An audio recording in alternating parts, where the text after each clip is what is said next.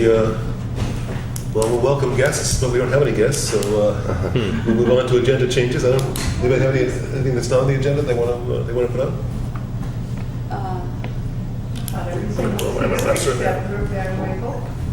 What's that? Along with the minutes, I just wanted to make sure you will approve that report that's due June 1st, the report to the. Which one? That should have been on the agenda. Yeah. Oh my goodness, these chairs kind You of got the little chair. short. Get you a phone. Sally had that chair. What She is the switched it name of around. the topic of that report? Yeah. I guess it's a report. I kinda like it, actually. Report to the village board. Where is it? We're in. Oh, we're in. Oh, did I don't remember if I read that or not. How long ago did you send it out? A while ago, or? Yeah, I don't remember. I mean, I don't know what, Well, if enough of you approve it, I mean, it's due June 1st, so. cool. It was just a summary of what the board has, Oh, what the I commission did has see done that. over the past 6 months. Oh, I did see that. By the law, we have to give a report on June 1st, and I think in December 1st, or is it just June Yeah. 1st? Twice a year, Yeah, December yeah. and June. Okay. It's pretty non-controversial. Yes, I saw it, thank you. Yeah. Okay. And if we could just add a quick piece about grant researching, there was something that Marna wanted me to bring up. We'll put that after Earth Day. Cool. And we got, we have a lot of animal footage. I don't know if that's report-ish or not. We will have what? We have footage of the, various films of the critters in the park. Oh. Any cat videos? That'll get people.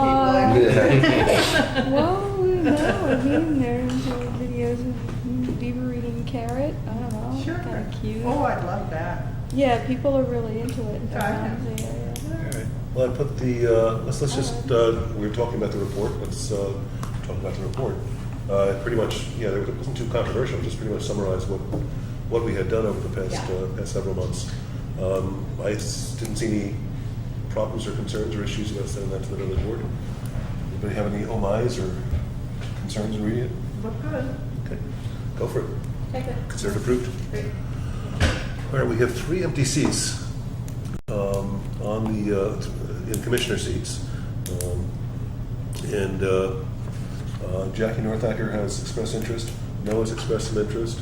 Well, it's going to look your way, okay. No, So- I'll be saying something else a little Okay, later that's fine. about wanting to have research that's focused. Okay. But I'll do that. Okay, so that will leave us with another empty chair, so put on your recruiter hats. And when you think to approach, please do. Okay. When do we have to do that by? Well, Dennis and I will be off the board after this meeting. Oh, There's a joint meeting next month, June 24th, with the Town Environmental Conservation Board. We'll be there momentarily. What did it say? I saw it in an email, but I just forgot the exact There's a date. version of us, the town, called the Town Environmental Conservation Board. And one of their members has been attending our meetings. He's not here tonight, Joe Bergstein. And I've gone to a couple of their meetings. And it's just a feeling that there's probably things in common that we might want to talk about. So the idea is on the date, which would be our next meeting on June 24th, I believe. We'll invite them and we'll have a joint meeting and They'll kind come of see here? what we have. Yeah. Awesome. See I what- had the impression they had a sort of different goal than we. I mean, they approve, if some of the building's going up or something, they approve the environmental impact. Am I wrong? This is what I've read online. We do that too. Oh, we do, We okay. just didn't don't know have that. as many developments impinging on us, although we have some coming up. Okay. All right, that Yeah. clarifies that. We are supposed to, and between Joanna Weiss and I, we've been to most but not all, send a representative to the village planning board. And if there are any issues that have a secret, which I always... Is it a seeker? A seeker, that, yes. Yeah. That'd be something that we want to be aware of and comment on. We just haven't had any over the past months. Okay. So one of the topics the old board's been talking about and the new board will want to talk about is the issue of municipal solid waste. You know more about that than anybody else does, you want? Yes, at the moment we're kind of transitioning from Jason and Ariana, and then Jackie and I are going to be working on this. So I have a conference call tomorrow with Will, the attorney. I just want to run some things past him, make sure we're not going to get sued for anything that we want to do. That's good. I've reached out to Shabazz from Greenway Environmental Services, who were supposed to write the RFP for the village before we got involved, just to get an idea of what he wants to do and what the next steps are. We do want to reach out and try to get more community feedback, but we're really not getting any. So I'm not really sure how to go about doing that. What And- kinds of questions are you asking the community? Hmm? What are you asking for What feedback? they expect out of garbage contracts? You know, what Oh. they're, you know, everybody likes the idea of less money, but what kind of services do they want involved with their contract? Do they now involve any sort of recycling? I don't know, because I live in an apartment. Oh yeah, well, basically, and I have it here, we would have, just like right now, people that do contract for garbage, and even in your apartment complex, somebody contracts for garbage, it's just not you specifically. So what we would be doing is only issuing permits for whoever wins the garbage contracts, and it would reduce the number of garbage trucks going up and down every street every week. And we would be doing it at a secured cost that would be less than what the current cost is for residents and for complex owners, business owners, the restaurants. It's Jason put a lot of work into it, and we're kind of picking it up from here. So now when a person moves into a house in the village, they call on their own and they say, hello, garbage person, from some kind of Right. looking it up. So Okay. now they would There's like call four whichever choices. company wins the contract and say, Okay. come pick up my garbage, and they'd be getting it cheaper. You mentioned Shabazz. Is that a person or? Yes, he's the vice president of Greenway Environmental Services. Okay. And he's who Jason had tapped to write the RFP before we got involved as the EPC. He kind of said, well, let's put the brakes on it and review this first. And now we're looking to get going again. How will this be picked up when you go to the village board? I'm sorry? When you are the trustees, how will this be picked up? Well, Jackie is going to be the EPC Oh, okay. liaison, and we're going to Okay. continue working on it. Great. The original idea was to have it be a municipal service and have the village buy garbage trucks, and that proved to be not economically doable. So this is kind of the middle ground, we're having one contractor. It's similar in Syracuse like that, where I went to school. It's like the city doesn't even have a municipal waste service. They hire it out to the contractors, and I mean, there are a few. They don't have a single one. They didn't consolidate it like New Paltz plans to. I mean, that's what I see as it, right? Just trying to get one person. Because I know I lived a couple blocks down, and on Birch Avenue, my neighbor has a big hauler, a dump truck, and whereas I have waste management, the company comes by. So I think it would definitely make a difference. Less cars coming down, less traffic and whatnot, and less noise in our community. And yeah, I mean, I only see like a little bit of neighborhood feedback. People might be concerned about the rate fixing, stuff like that. Just seeing as it's not, because people are a lot about the free market and how competition would reduce the price. But if you consolidated it to one, I don't know if they could. Well, there is competition because No, other there- companies are going to compete to win the bid. True, And true. there's nothing that says we have to have one company that wins the entire village. Okay. We could have one company that services south side of Main Street and one that services True, north. true, all right. And that's kind of what we need. Shabazz has a lot of experience with municipal garbage. So as far as crafting the RFP in a way that, really makes sense to be efficient, that's where he comes into play. But it's definitely free market. Yeah, because yeah. It's going out to bid. And Okay. There's nothing that guarantees it'll be just one company. Okay, I was just wondering the different way you're categorizing the way they're distributing the waste management services. But you answered my question. Thanks. Okay. So that's where we're at. Yep.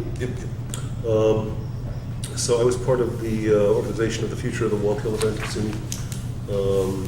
Big success. Props to you. Really well attended. There were 175, 180 people there. There was a large number of people who felt they wanted to have another meeting to form some sort of an organization or group to follow up on that. And that meeting, and I don't know what time, that meeting will be back at SUNY on June 4th. futurethewallkill.org, I believe, is the website, or futurethewallkill.com. Check it out, and the details will be there. But it seemed like it was definitely the choir. Everyone there had an interest in moving things forward, but it was a big choir. And a lot of people decided they wanted to follow up and do something more, so. So the meeting's at SUNY, and Yeah. where is it? Probably I'm the going to SAP. refer you to the website because I'm afraid I'm going to give out wrong And what's the information. website? Futureofthewallkill.org or futureofthewallkill.com. I think .org is more. Or, Hey, John. How's it going? Get one of those. Thank you. And okay, and I wrote grant research in here. So let's talk about grant research. well, not everyone was happy when I was interviewed by the village board. And what I was trying to get across was that I have had experience in writing proposals to foundations, to private foundations for specific projects, not writing grants to government organizations or Rockefellers or like that. And what I was interested in doing is it has to be project specific.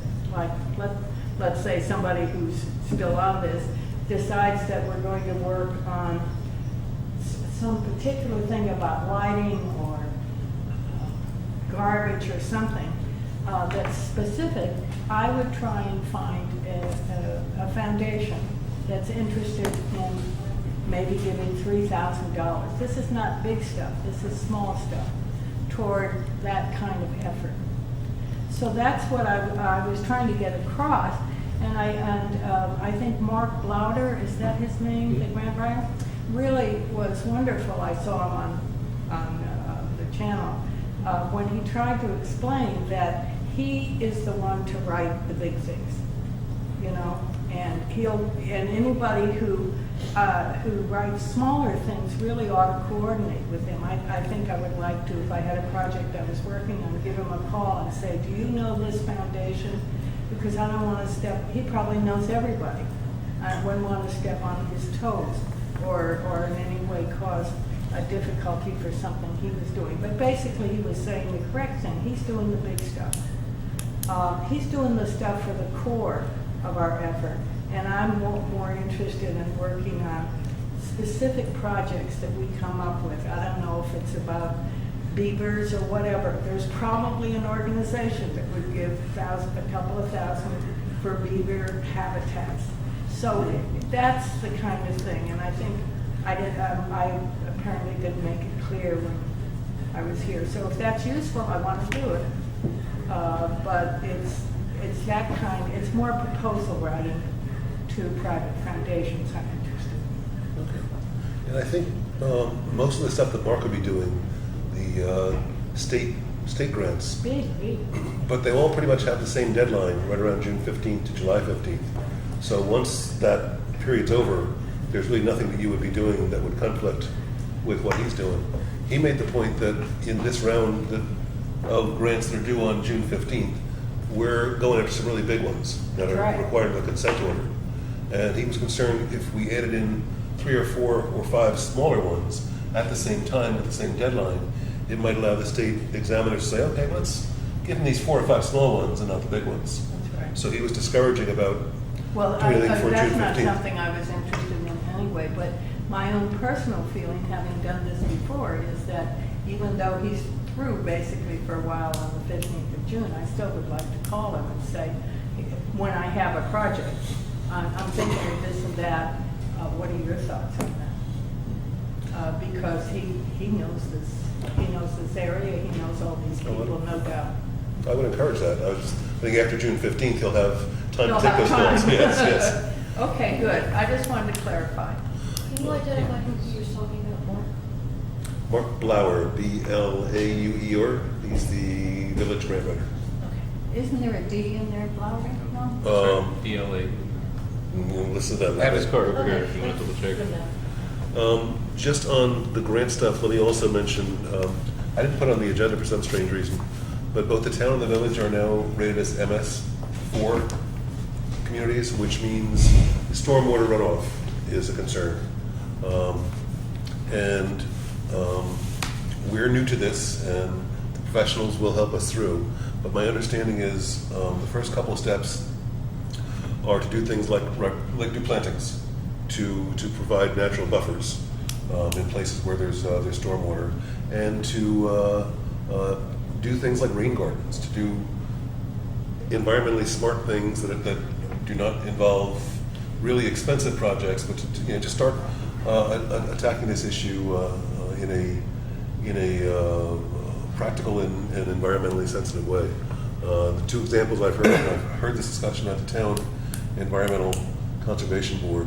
The first two moves that everyone's looking at are riparian buffers, which means plantings, Yeah, right and along the border, rain water rain and gardens. land.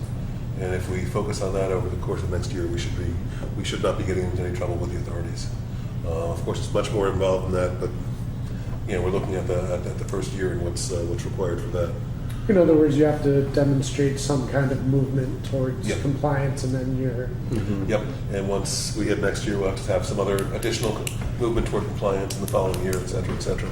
Well, Shade Tree has been doing riparian plantings, Shade Tree Commission, and then the big riparian planting done by the Ulster County Soil and Water Conservation District. But like we as a group would also be doing riparian plantings? Yeah, That would be probably village interesting. property. Or we I've could done work with projects. them. I've done projects like that up in Syracuse with Save the Rain. It's their version of a consent order with like Onondaga Lake. The MS4 has run into trouble with the Clean Water Act non-compliance due to high levels of ammonia, nitrogen, nitrate, sediment loads, stuff like that impact Onondaga Lake, which is a Superfund site. So the city was put under like a consent order agreement with. It was pretty complicated, but it's like an amended consent judgment where they're addressing it through the Save the Rain program, where they're installing rain gardens on different big city buildings, redoing whole boulevards with pervious pavement, things like that. And there's every list of their actions is online too, so we can honestly look at the cost and square footage and the actual savings from certain projects that they've done and compare it to like village sites with similar acreage and land parcel comparisons and see what projects would work for us. So I've worked on things personally, building rain gardens, berms, helping finish off like green roofs, stuff like that. And I mean, green roofs not only help with the sediment and water issues with new paltz, but they also lessen like energy costs and whatnot. So it's actually killing two birds with one stone in a sense, becoming more climate friendly and also more environmentally friendly with less water runoff and whatnot. And there are some incentives and grants that you could probably get with green roofs from the EPA. I know they have a big program, I forgot the name of it, but it's like Rivers to Roofs or Roofs to Rivers, something like that. And I don't know, that'd just be an area to start too. Well, we're not the first community that's faced this, so I'm sure there's Yeah. examples we can look at. Oh yeah, I mean, I'm just saying it because Syracuse has it in such a way that it's all very detailed and whatnot, and I don't know how open some other municipalities are, but everything's like open access and it's a public issue, and they're made to publicize it all. Well, you seem to know a lot about this stuff. I hope that you're able to use it. Yeah, that's why I joined the commission. So I'm trying to use it. I know that Shade Tree would have planted a lot more trees, but their budget didn't come in on time. So if there's money for trees, it might not be a bad idea to talk to them. Because they know a lot about trees, and they've planted an awful lot of trees in this village. And they've worked on the maintaining the county riparian plantings and also doing plantings of their own by the Wallkill. Which have you seen? Yeah, by the rail Yeah. trail. Yeah, I was down there today walking my dog actually. Yeah, it looks nice, and I mean that's the perfect thing like to do with the or stormwater issues and floodplain management, because I mean it's the best way to do it. Is I mean you could try to clean the water itself, but that's financially infeasible. So you have to attack it from the side, and rather than attacking the water issue, just prevent it from happening by allowing the water infiltration and whatnot. I think beavers help with that too, Beaver- very, very much. I Well, was thinking that because there are beavers now on the rail trail doing things. There's new, yeah, there's new places, and I was thinking about this because the tributary, we have a lot of streams that run near the rail trail, and the rail trail is kind of raised up, you know. So you could actually have the water sort of spread out and Mhm. cleaning, because, you know, there are developments and businesses that kind of back up onto the streams, and then you have the rail trail. And I feel like it's probably already having a better effect on the water quality. I was very happy to see them there. I was very happy to see them there. There's a couple places, there's 2 places on the rail trail where they are. Oh yeah, that's nice. And another thing with the wastewater treatment plants in town, like the reed planting back there, I think that should definitely be a big thing, because a lot of the wastewater pollution comes when that plant gets inundated with water during the floods that are Yes. becoming more and more frequent due to climate change and whatnot, the changing precipitation patterns. Like, we're gonna get more and more rain and more intense bursts, and the happenings of Irene and Sandy are they're not gonna disappear. They're gonna become more and more apparent, and I think that Yeah. the town should be proactive and address those issues in an environmentally friendly manner by attacking the riparian buffer issue of planting more trees there. So not only is the river getting healthier and whatnot, and we're obeying the consent order, but people's lives and livelihoods that are on the floodplain right now are basically potentially at risk for a catastrophic flood at almost any time, just because the changing patterns. And I mean, we saw it firsthand with Irene and Sandy. The flood can get really bad. Like, I saw houses like floating down the river and whatnot. And I mean, that's just a huge issue that I think the Environmental Policy Commission should attack. The issue of floodplain management, just because it will cost the town money, cost taxpayers money if something goes wrong and you have poor planning. I mean, everyone's up in arms about the new regulations and whatnot. Like, well, I can't do this on my land because I'm in the floodplain. But I mean, if they think of it in the bigger picture, I mean, the property rights are pretty contentious issues. But then again, so is taxpayers' money and whatnot, insurance, stuff that we have to worry about as a municipality. When I look at the new construction of 2 Mohawk Avenue, Oh. it's a stormwater machine. Oh, I know. It's just- Did you see Yeah. Did you see the sediment controls that they had when they were building it? It was literally a plastic garbage bag, and they were just hoping that. I mean, that was definitely. That strange intersection by Water Street, Oh, Yeah. that. that, yeah. You know. That's all against code, isn't it? Right, well, they Yeah. they violated every, Yeah, it's the just book. upsetting on every front. but I feel like, you know, I still feel like it's environmentally destructive to tear a building down. You know what I mean? Like, I feel like there should be something else that we can do, even though that might be what happens, or what should happen.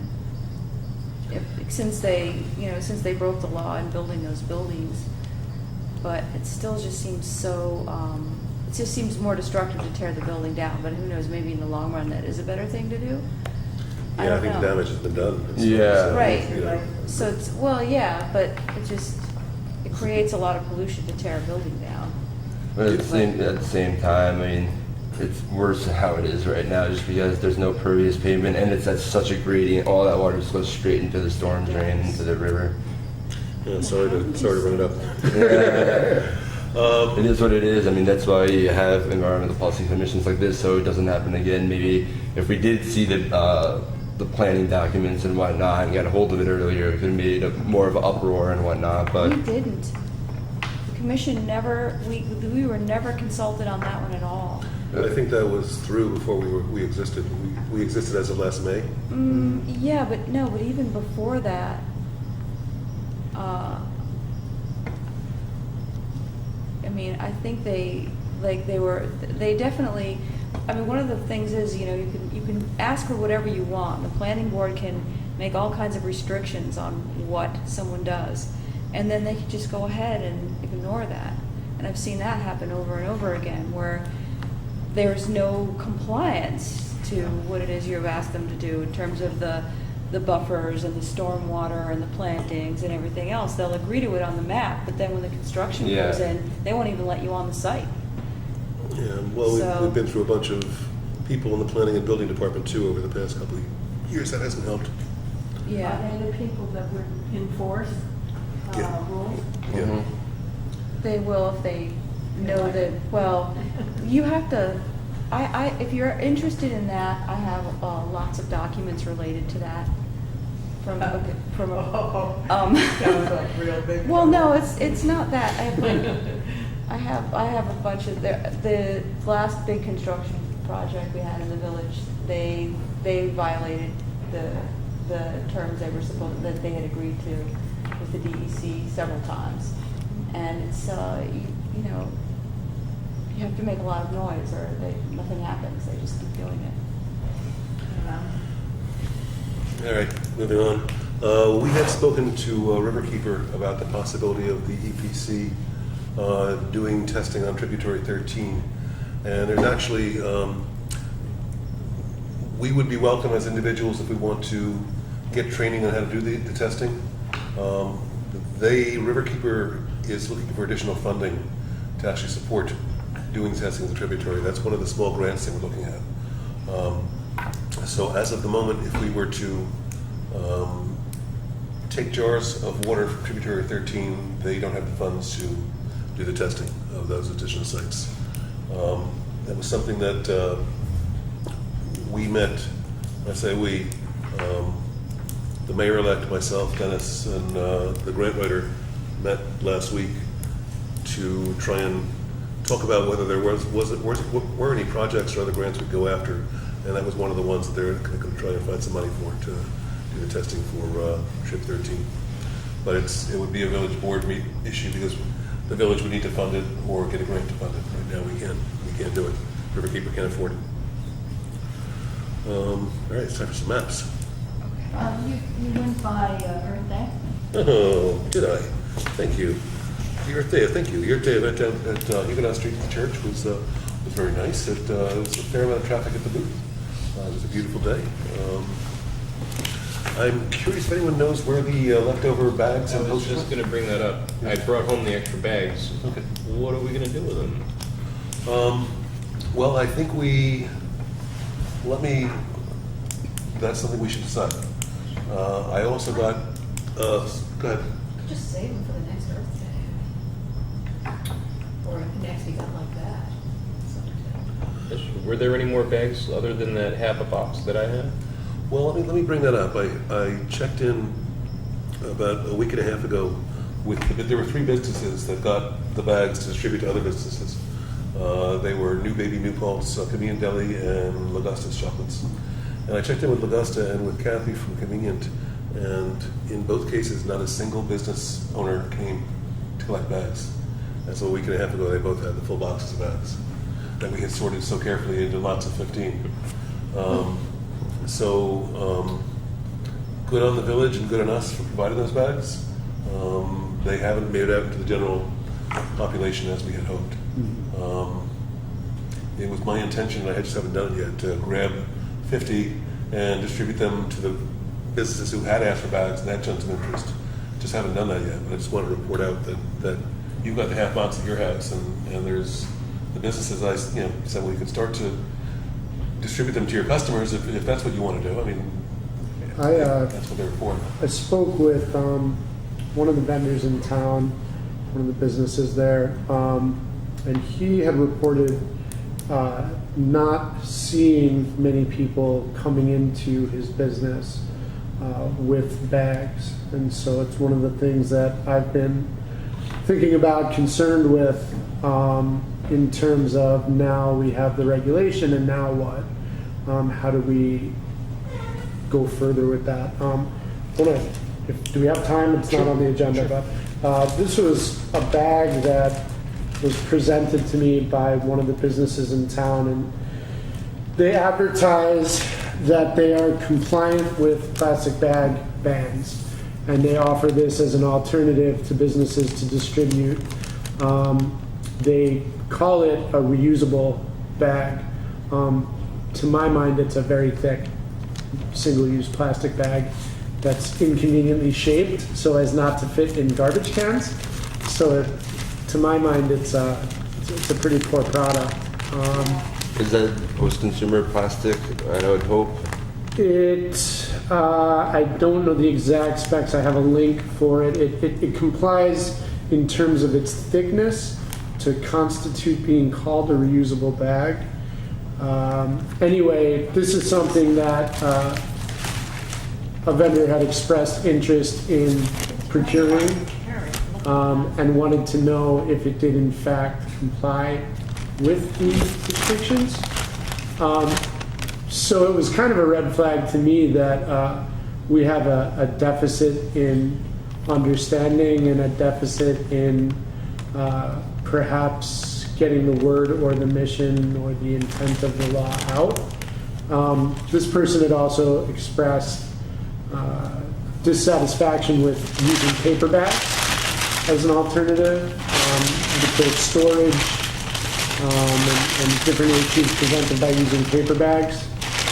So I guess my point being that I think there's more work to be done, and certainly if we have a surplus of bags, we should probably work on getting them out into the population, and also finding out how to get more of the real reusable bags, such as the ones that we have out, before we start seeing these guys popping up in businesses. People seem to Stop and Shop bags, you can buy them 10 cents.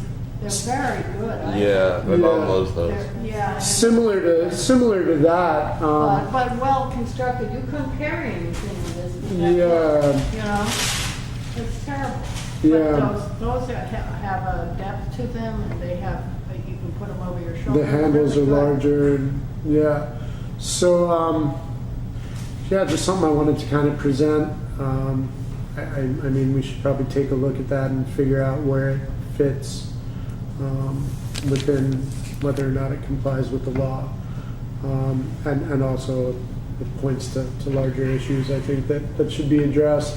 One of the things that I was considering is we have the signs up in business. Is it possible to put signage up in the large parking areas? Some sort of a reminder to people if they have their bags in their vehicles to bring them with them. I know for me it's a post-it note on the steering wheel.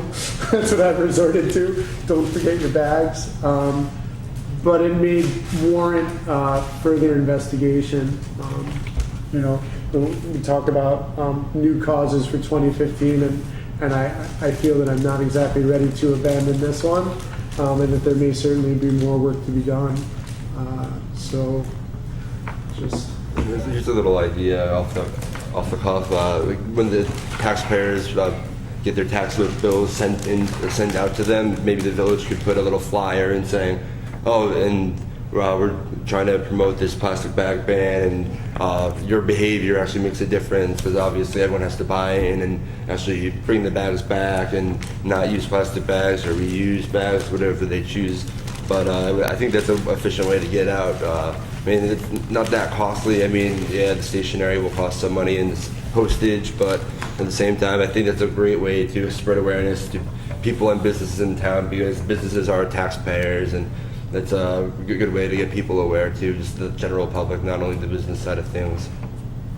yeah, I think we had spoken about maybe sending out something in terms of caring for the bags.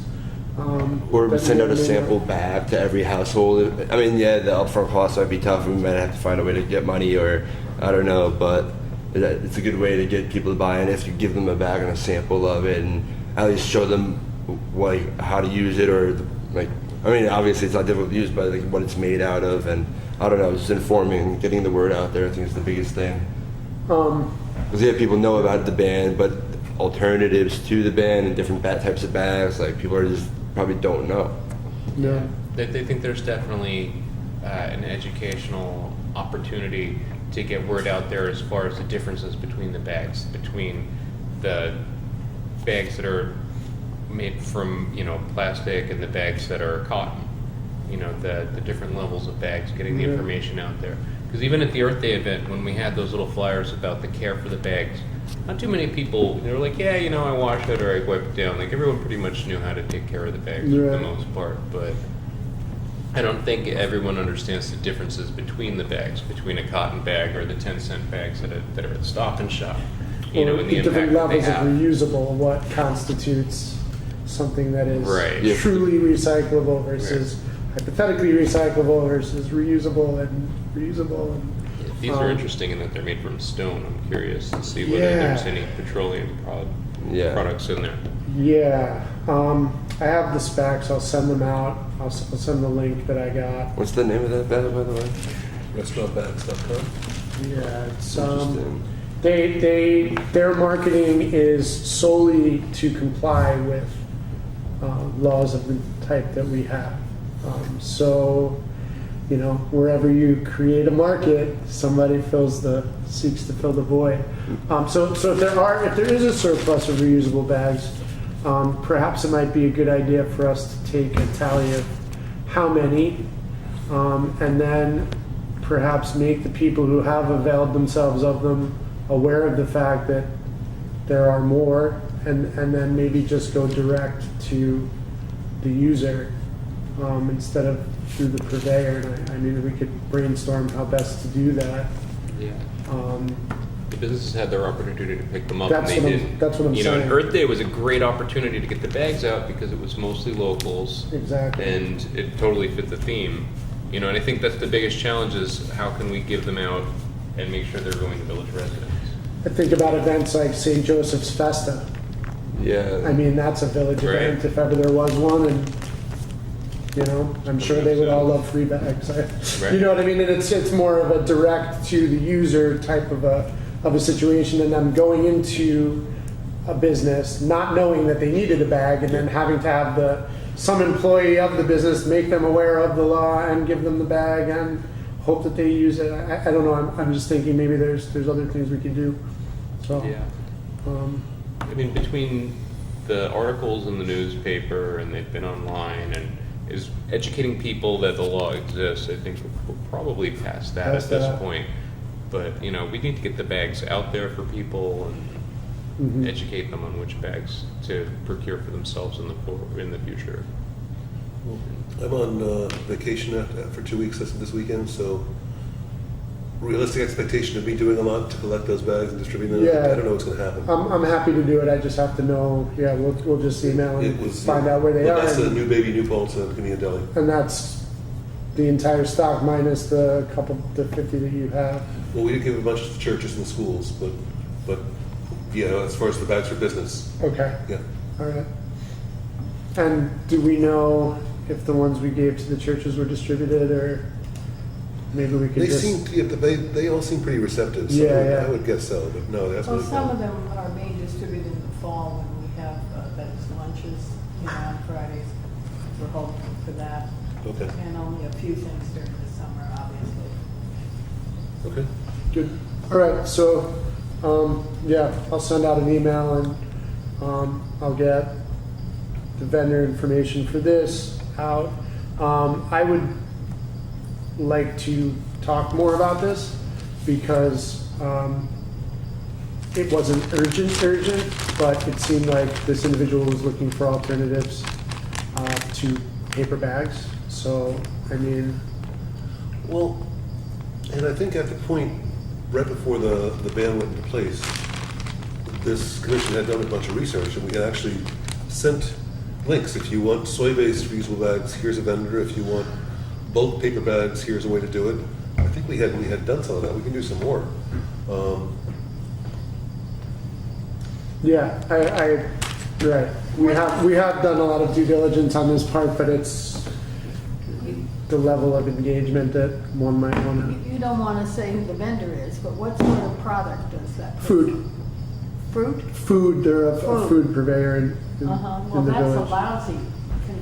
I mean, it's- to carry food in. It seems like that would be the only thing you would be able to go, say like a tray of cookies or something maybe could fit in there. But, you know, and nothing much else, nothing larger than a small Yeah, that's tray, you know? There are petroleum products actually in this bag. It's high density polyethylene, which is still petrochemical. Yeah. Yeah. Well, I think that, and I'm not embracing this argument, but the argument I've heard made is someone comes into my establishment and buys a bagel, a cream cheese bagel.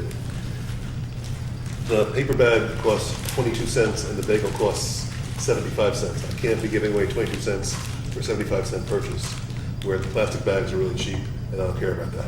I'm not making that argument. I'm just No, that that's makes the sense, argument I've sure. heard. So it is a real issue, and I wish, you know. So I'm all for making some suggestions to do some research. I don't know personally. The research I can do, I've done, so I don't know. Yeah, I agree. I think one of the things that, I'll send you the link. I just kind of need to decide what to say about this thing at some point. You know, If one of the it's- things that helped early on was going to the communities who've already done this. Is it possible we could put in a call to like Larchmont and Rye and see what they've done in response to that? Sure, yeah. That might, you know, they've already been down this road. Maybe they've got some wisdom for us. Definitely. The building inspector's the person that'll be enforcing the law, correct? Yeah. Maybe we should ask the building inspector what they think, Well, we should tell them what they think. or. Yeah, we should tell them what our interpretation is. If we can establish that, no, because it's an issue of thickness. It doesn't necessarily matter whether or not this product has petrochemicals in it, so long as it complies with thickness regulations, so. But, I would imagine the Petroleum Institute put some research into it before putting those bags out. yeah, right. All right, well, I'll send out an email with the information that I have, and we'll discuss there a little bit more. Okay. There were, can I just ask a question? I'm looking for my copy of the law, but it's in here. So there were exceptions, I thought, for like if you're buying meat, you know, Oh, for produce bags, you're right. cheese, Get deli bags right, deli bags. So, and dry cleaners bags also. Right, so a single bagel would fit in a deli bag, I don't know, I mean, like if you're ordering something from a deli, that seems like that they would be able to use a deli bag. But, you know, there's a fine line. I mean, restaurant's different. So I ordered food at Tokyo Sushi not long ago, to mention a vendor, which I believe is in the village. Yeah. And my food came out standard old throwaway single-use plastic bag. Oh, really? So I think there's a lot more work to be done. Yes, agreed. Salvation Army gave me a paper bag last time I was there. Is that right? That's good. I mean, obviously, the intent of the law is not to use more paper bags, but a paper bag can go in your recycle bin and be properly recycled, whereas the plastic bags just don't end up there. And the degree to which they are recycled is arguable, so, you know, we didn't want to set up the paper plastic argument, but, you know, it's a tough one, but you can take a paper bag, fold it up, and put it in a recycle bin and have it be reused. So in that way, all right. To be continued. You know, our next month's meeting is the joint meeting with the town and village. So I'd hate for this to go 2 months without the action. So Okay. I don't know. Let's think about possibly, if we need to, having a second meeting in June, if there's anything like this that really, you know, shouldn't fall through the cracks. So moving on, there is a desire to have a critical environmental area map, which would include open space. And I think this commission, as I understand it, felt pretty good about that and supported that idea. Yes, well, I mean, I would like to see a map, something like, you know, this, but bigger, you know, that actually shows the Wallkill, you know, that gives you all of the different little streams that come into tributary 13. Because what we have designated, or what was designated as a critical environmental area by the Environmental Commission of 1988 is a tributary 13 watershed. That's like our most precious environmental resource that we have left. The other couple of things that they listed, which I thought were interesting, are the former dump on Plains Road. I'm not sure what they mean by that, whether that's Roar's property that they're now thinking about. Okay, so that was listed as, they listed that as a critical environmental area. Might be worth looking into. And of course, the historic district with the, you know, the Harcourt Preserve, right. And then the new Paltz landfill, which I'm not really sure what they meant by that either. But I think it's interesting because these things are, you know, the critical environmental areas is an issue that we've been discussing in the village for literally for decades. So it would be great if we actually made some headway on it. And the place where this is designated, the place of designation for it is the village master plan, which hasn't been updated since 1996. Oh, no. And we have tried and we've done revisions, but we've never been able to get a mayor and board to actually approve it, with the planner. So we're hoping that, maybe this time we'll get somewhere and we'll actually get a master plan that lists the critical environmental areas and has a really good map. But I feel like as a commission, this is something we should be part of the process. We should have some input. I feel also that way as a citizen because I feel like, well, we're paying these consultants out of our tax dollars and they're doing this really valuable service for us, and we should have some input and see what's going on and take a look at the map before the final version is made. And I would very much like to have that arranged or look forward to that. We can do it. What I always wonder about this issue is it seems like there's been so much work done on it. Correct. There's a wealth of existing information. Correct. And so what are the concrete steps that we as a group should take to move that to football? Because you know what I mean? We've been talking about this since we started. And I just want to know, like, what can we physically actually do to... I mean, I could procure a map if you have the shape files and whatnot. I've experienced building maps like this. That that will help, and we have made maps. But if you're asking me what moves the football, it isn't us. It's the board and the mayor. It's the board and the mayor. They have to actually do it. We can make recommendations to them. We can say, hey, here's a map, or hey, can we talk to the planner who's going to make this professional map that's going to be printed, that's going to, be big and beautiful. But we can't do it ourselves. Right. Like even the committee to revise the master plan, we did everything we were supposed to do. We did a lot of work. I worked on the chapters for the environment. But then we just hit a wall with the board. And it was particular members of the board who took issue with certain things that were on the map. Whatever. Is that I what it boils don't down to? know. I don't know. At a certain point, if you want the answer to that, talk to Tom Rocco, because he's still on the board and he put an awful lot of work into the last iteration of the revisions to the master plan. Because it was done in 03, and they had some really good people working on it then. And then in 2010, another group got together, which I was part of, that looked at the previous revisions and then looked forward, and we knew that MS4 was coming, and we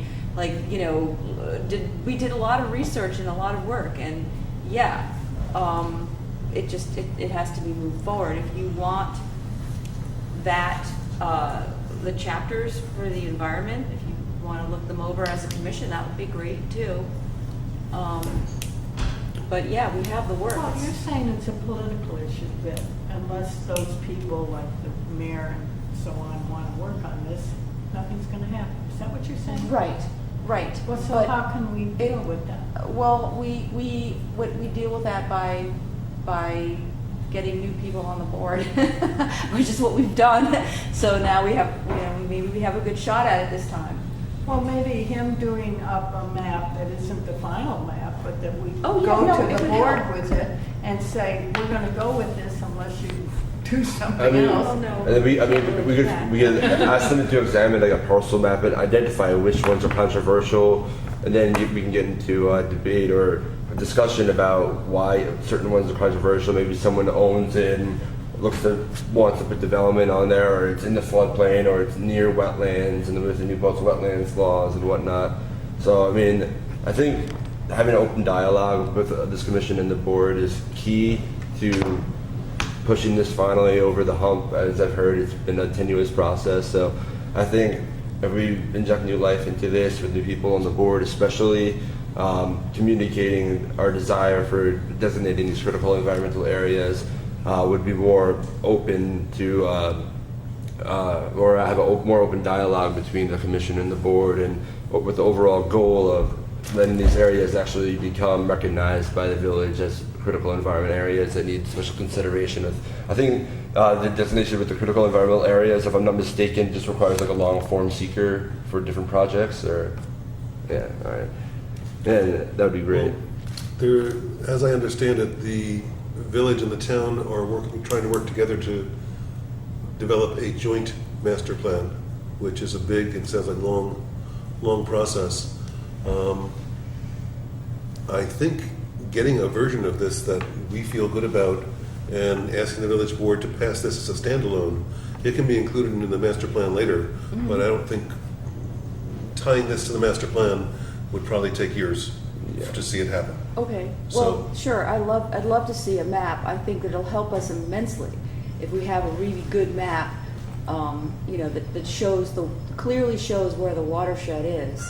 And then we can, you know, especially when it comes to the fact that we also want to be testing the water to find out where it's getting polluted before it goes into the Wallkill. So if we have a really good map that we can look at, we can maybe start looking at individual places on the map that look like likely places to do testing, or likely places to just go ahead and put a rain garden, or you know, or a riparian planting. Like it's not like That's the we genius. know we're going to improve the quality, and you know, just take a look at. I mean, I've looked at this over and over again, but I think it would be good to just have a whole meeting just about the watershed, and get a really good map. Well, I think bringing a quality map to the new village board would spur that sort of a conversation. We need them to make the really good map. I mean, No, but you're moving in circles. right? No, Yes. yes, it would be easy for them to do though. Well, they're not going to. I think that as I understand it, that. I think they need to be They pushed. might make a map. They would make us a map of the water. Well, The previous planner they had might. started working. Yeah. Many people have worked, well, Well, I'd like where you're going. Yeah. No. oh, it sounds like people have been going at it like this, you know, and everybody's worked on it. She has tremendous input and understanding of it. This fella could do something about it. If we go to them with something that politically, humanly, that gets them going, rather than saying, would you please make a map for us? Well, I don't have the resources to make a map like that. I mean, all I need is GIS and the shapefile. I mean, I don't I'll even get- need all the shapefiles because some of the buffers I could do on my own. I know how to digitize maps. I know. Okay, so if can you make like big maps? Yeah, I mean, I've done watershed delineations. I've done like conservation. Like Work on it. in one project I was working on, we did like the hypothetical. Yeah, I've done things like this, like for the GIS projects. I've done things like this where. This was the one we submitted a long time ago. It's done by Magic Marker. And Yeah, I can tell. but it was. Nicely done. But we had this was printed at SUNY. I had students make all these maps were made by students. I used to have just students on the commission. Yeah, with the It wasn't village plotter. resources, yeah, but you have access. I mean, I don't That's I don't awesome. have GIS personally, but I could probably get a student license key from one of my old professors, and I still have like an active SU email, and I could definitely take a hack at this. I mean, I've done a lot of mapping. I have a lot of resources. I have like GIS books at home and whatnot, and I have experience doing all sorts of things like. Not even having any shape files and having to classify each parcel as something else and break it in, and yeah, I mean, it's a really, as long as you have data, you can do anything with GIS. So That's awesome. And there's a printer in Village Hall. a big This big, plotter, This big. that's nice, and I don't have to waste my print credits on it because I don't have any. Yeah, yeah. To print out one of these maps, it costs like 250 Yeah. print credits. It's insane. So Noah and Rachel, how big a project did we just talk about? I mean, is this something? Well, I mean, it would be definitely something I'd like to do. I have resources of knowledge how to use GIS. I just need GIS in the program, so I can work. I can see if I can email my professors, but I'm not sure if the village has a copy of GIS on like the village computer I systems. know the town does. I don't I know. know the offhand. town does, but Maybe we now can they're mention it like- at the meeting next I'm month. pretty sure Jason. Well, there's a said village that's meeting what tomorrow the night. planner was working on before she left, right? Right. Yeah. Oh, all right. But sometimes they also use AutoCAD for a lot of the But zoning This is stuff. asking where, like, I don't think they have the equipment here at Village Hall, but I know the I mean, town all it has- requires is the disk, it's a GIS disk, and I mean, it just takes up like half a computer's hard drive. It's a really, really extensive program, and it's fun to work with, honestly, and seeing the tangible results. Like I've done little GIS maps of like New Paltz, like for different projects I've done at school, and I mean, as you said, you have shape files and stuff of these areas. That's perfect. And Get shape files. yeah, as long as the shape file. I mean, I can also create my own if need be, and different layers and different types of parcels. Like I said, as long as the data's there and I have something to input within the file, you can literally map anything. Like if you had the amount and different brands of toilets in town, you do a map of every GE toilet in town or whatever it need be. Or if we have the distance of the sewer grid, like I don't know if there's like a sewer grid map or an updated one. But I mean, yeah, I wasn't able to find that in any of my research. But Well, here's my thinking. There's a village board meeting tomorrow night. Let's find out at that meeting whether there is another map of this sort in progress. We don't have, the last planner was working on it, so it's probably sitting somewhere. And the question is, would they be willing to give the work in progress to the EPC, so you can take a look at it, potentially finish it? yeah, I mean, Whatever software, whatever they have. yeah, exactly. I mean, it's fun. I would love doing something like this, hopping on GIS. And, I don't know. I take it on as a nice project if the resources are there and whatnot. Because I have some expertise. I mean, it's not professional, but I got an A in the class, so I guess I have some expertise. Well, I'll ask the question tomorrow night. That'd be great. Do you want me to attend, or do you just give me an email? Well, I don't know if you need to attend a 2-hour meeting over that. Okay. Shoot you an email. All right. Yeah, yes, absolutely. Thanks. You have a Gmail? I do. ND Lynch. Yeah, Got it. SYR. I mean, it's like now it's like noah.lynch@gmail, but I just get the SYR emails forwarded. I mean, I'll update you once I get. I can email I'm you. still in the transition stage. I don't know how long I'll have this student email for. So Maps and folding. I don't know, this was not folded very nicely. I sort of inherited it in bad folding, so. While you're folding, let's talk a little bit about standard operating procedures at the Department of Public Works. I did not ask for the budget. I will ask for the budget. So here's how this process has gone forward. I met with Blue Terwilliger and went down the list. Here are some concerns that we brought up in the meeting. And I went down the list: greener street cleaning, reduced water use, greener anti-weed products, and communication with the Shade Tree Commission.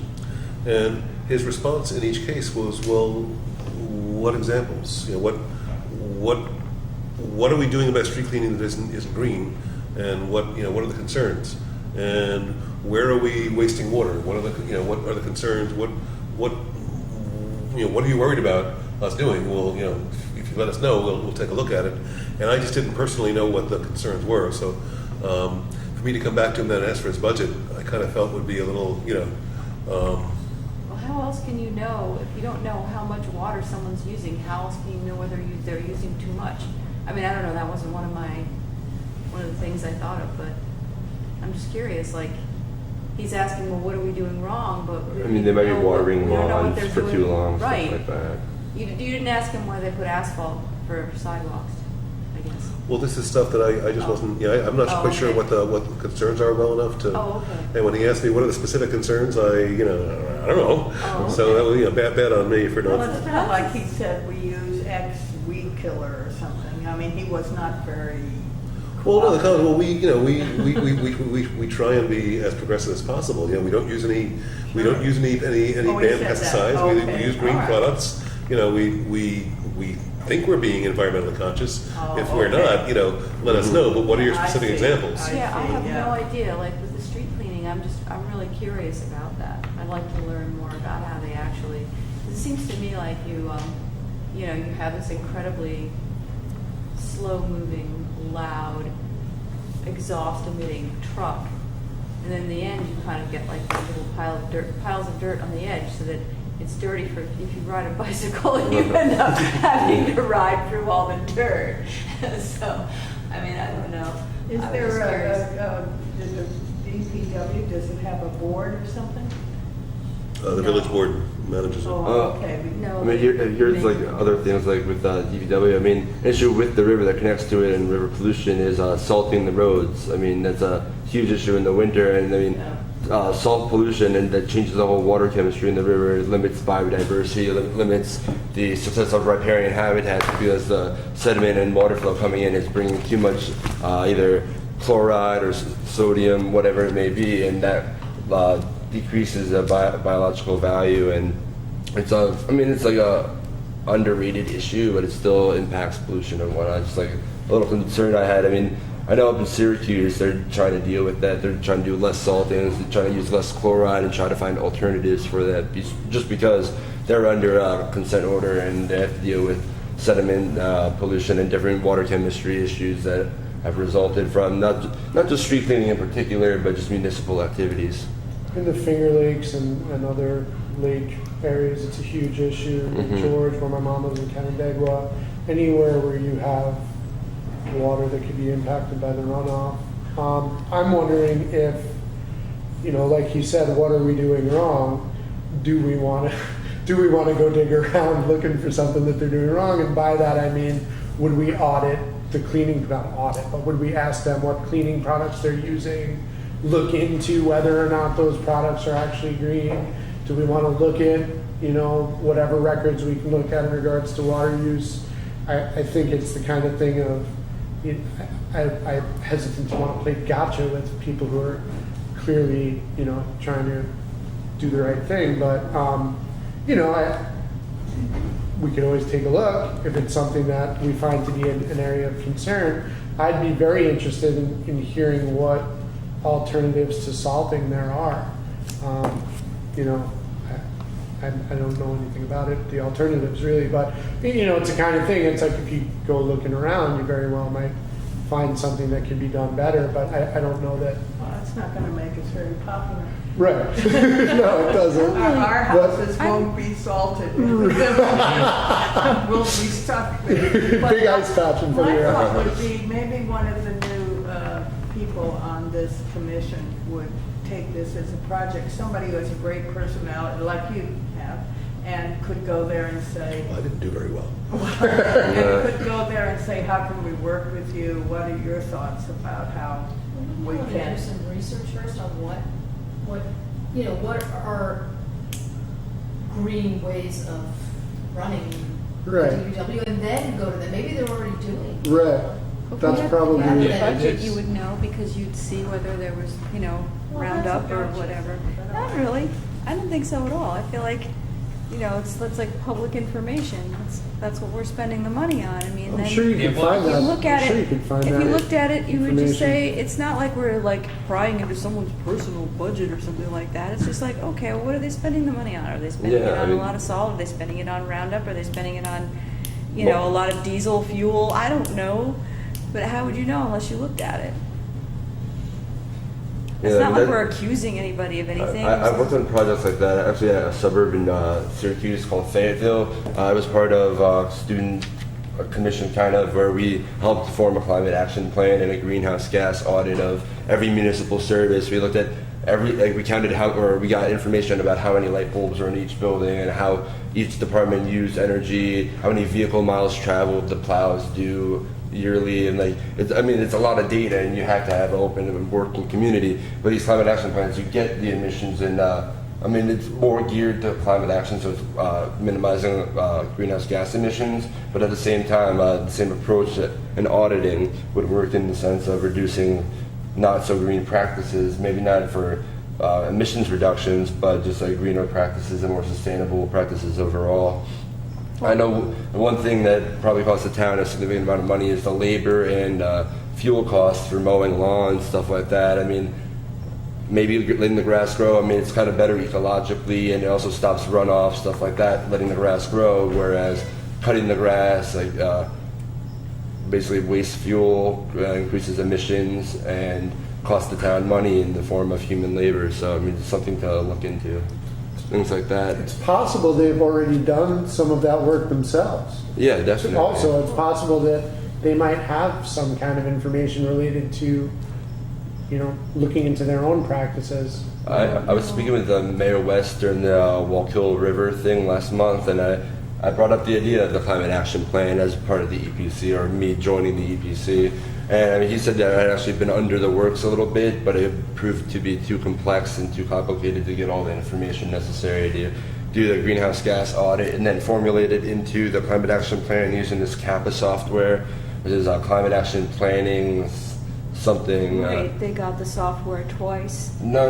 Paid for it and they No, didn't it's use free. it. It's free. Yes. The software is free, and you just input data. And Really? I think the EPA helped out like making the software, but it's a good way to basically create a roadmap towards emissions reductions and different environmentally friendly things that I think New Paltz promotes in itself as being an environmentally progressive community, but it doesn't really have the credentials or planning documents to back it up in that sense. Like, I mean, I love New Paltz and whatnot, but I mean, you have the plastic bag ban and whatnot, and that is great, but at the same time, they don't have clear climate action goals, different sustainability goals, different ways to transition from using fossil fuels to greener fuels and alternative energy forms. I know you guys are trying to work on the microgrid thing too with NYSERDA and whatnot, trying to get I think it was a grant that actually that's a town actually that I'm talking about now, the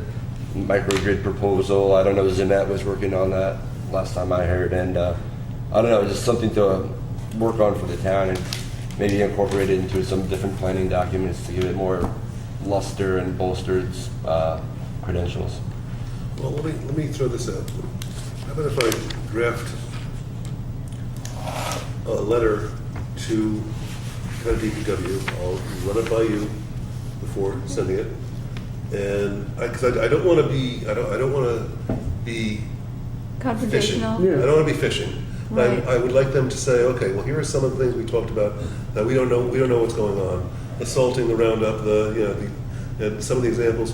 Why don't you tell us what you're doing well and what you've been doing to be a green DPW? Why don't you brag a little bit, and then if we don't like what we hear or if it's something missing, it'll give us something to go on. Maybe Yeah, we could be a definitely. help, we could say. Yeah. It's And important to definitely note that we more- haven't had any specific complaints. We're just interested in how to That's right. improve Yeah. practices or how we might assist in Yeah. improving practices. I know you want to go look at the No, records. no, it's not that. It's just that, like, when you ask about something like that, I do know that that's the only way that you ever sort of really find out about what's going on, because I know that's how they found out there was like $500 a month it was in the budget for cutting down trees and didn't really make any sense, so they would just spend it and cut trees down whether they needed to or not. I mean, And then when then they found it, right, so when they found that out, it was like, okay, well, we need to stop this.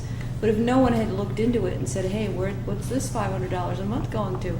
So I feel like the budget is not like a snooping or gotcha kind of thing, but it's kind of like the bottom line as to what actually is someone doing, where you look at what they're spending their money on, then you see what it is they're doing. You have no way of making a judgment, good or bad. Suppose you look into the budget and say, oh, wow, they're spending money on, planting trees or doing something good. Then you say, okay, great. So I feel like it's a neutral thing. The They budget have is a neutral. job to do, and it is kind of for us to fish and say, I think okay, let's go fishing. through and try and find what you're doing wrong. We need to have specific examples of how do you approach this, how do you approach that. Well, We'd like to see you be doing this. I think any budget is a public document that that's a person could foil and get. Exactly. So as a commissioner You don't even need on a village commission, I think you have a right to see the documents that the village has that you have interest in.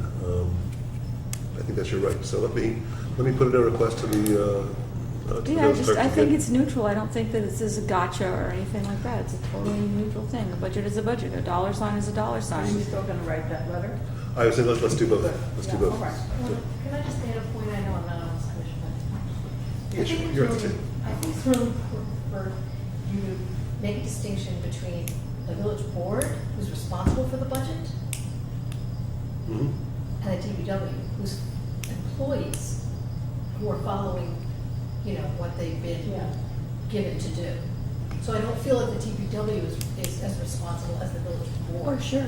The village board is doing, the mayor actually in particular is responsible. Yes, that's what I'm He saying. directs them. Right. So yeah, it really, maybe it is Approaching the not even board our about business the budget in a rather sense. than approaching them. Maybe we should just However, go through the mayor to. When you've allotted X amount of dollars for operations, what happens to that money once it's been allotted is difficult for the village board to oversee. That would then go to them for, we've got X amount of money for, weed killer, we've got X amount of money for, so once it's allotted to them, I think, we can't really expect the mayor to know what kind of bug spray they're using, I don't think.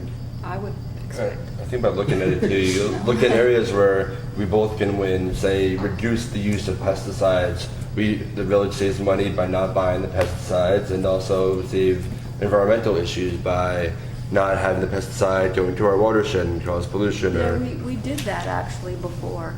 And I Just mean, to see if there's- it's a win-win, and I don't see how they would be offended. Oh, we're cutting your budget on weed killer, but you don't really need it if you're not using weed killer. So I think, there's some.